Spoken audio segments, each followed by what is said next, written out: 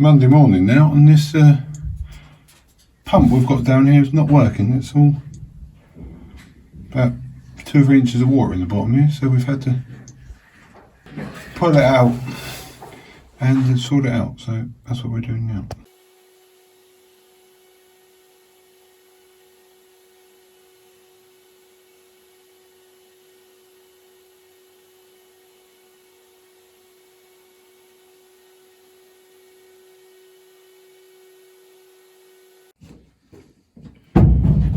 Right, I've just put this back down here again.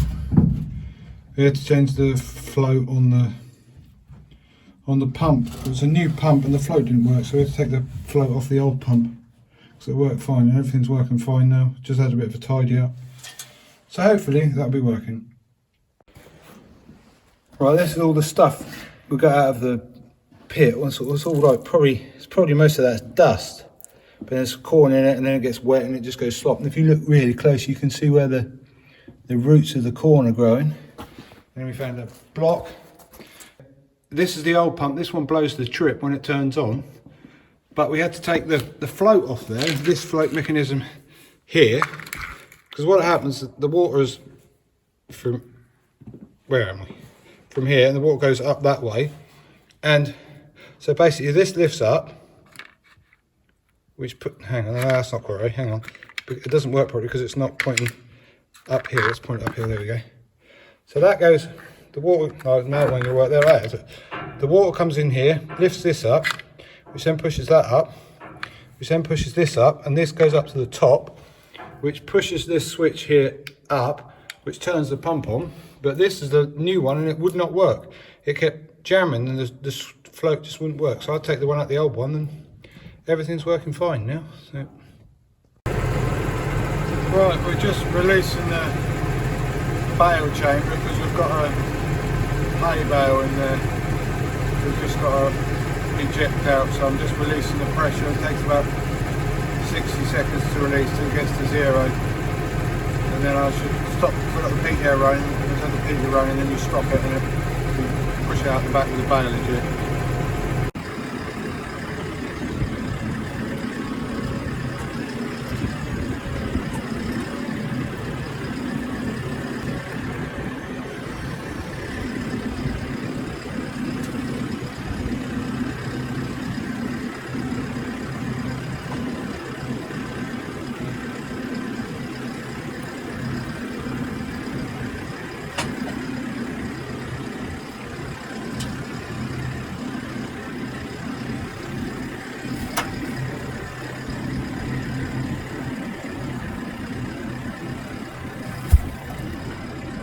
Right, we've got problems with this jolly sensor.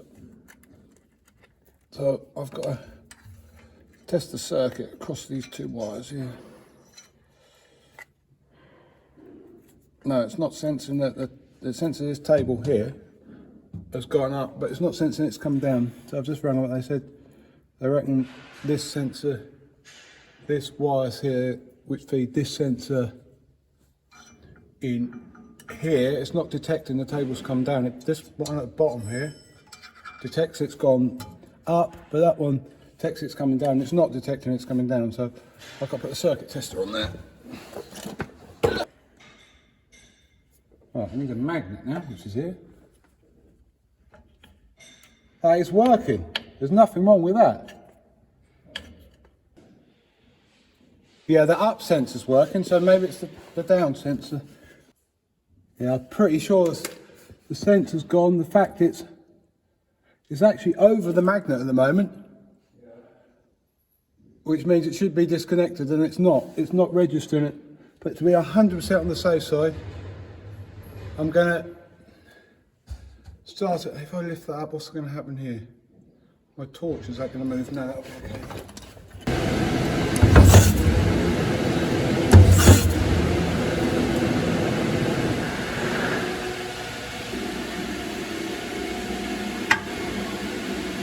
That's the switch.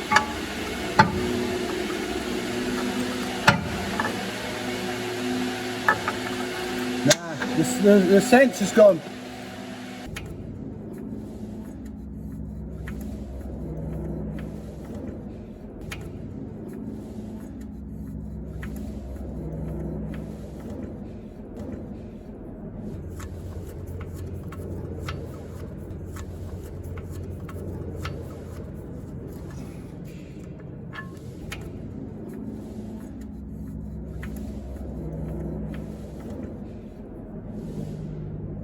moment. So that one comes out there.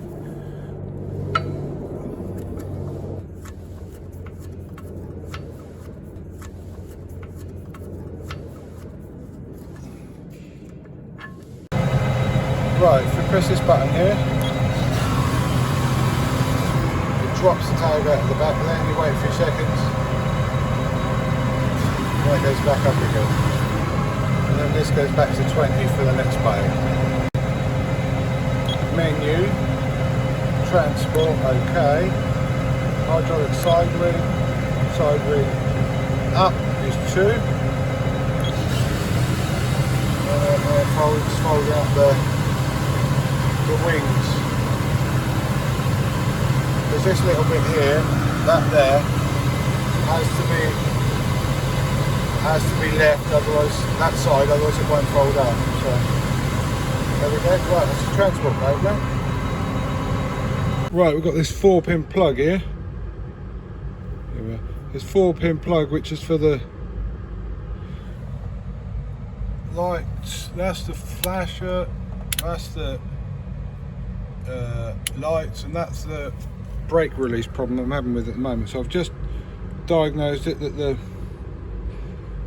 we go. The bottom right one is the earth.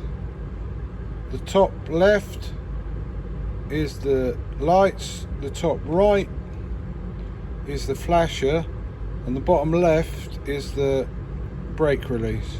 So that's with the connection, that connection point there on the left. The bottom right is the earth. That's the connection plug. I've plugged that in. The wire goes along there, joins this wire here. The small wire of the two is one I'm tracing, which is that one there, goes along there, down there, it's that one there, then goes into there. It goes along there, behind this guard, and it comes out here,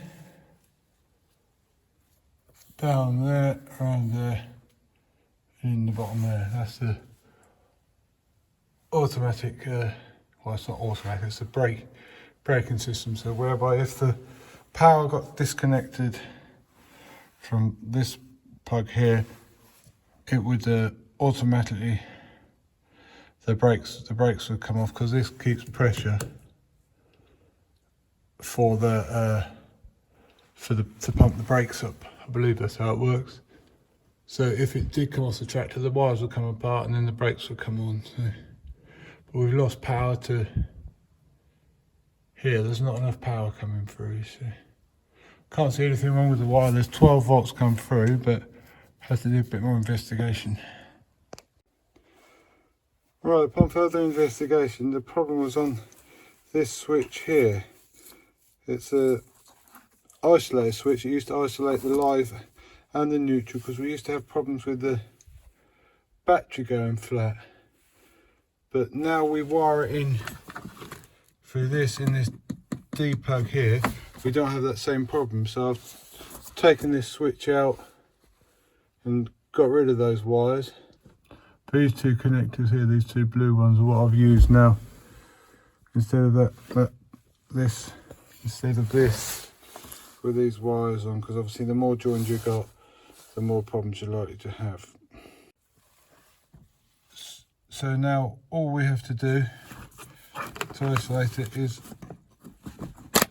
just take that out of there.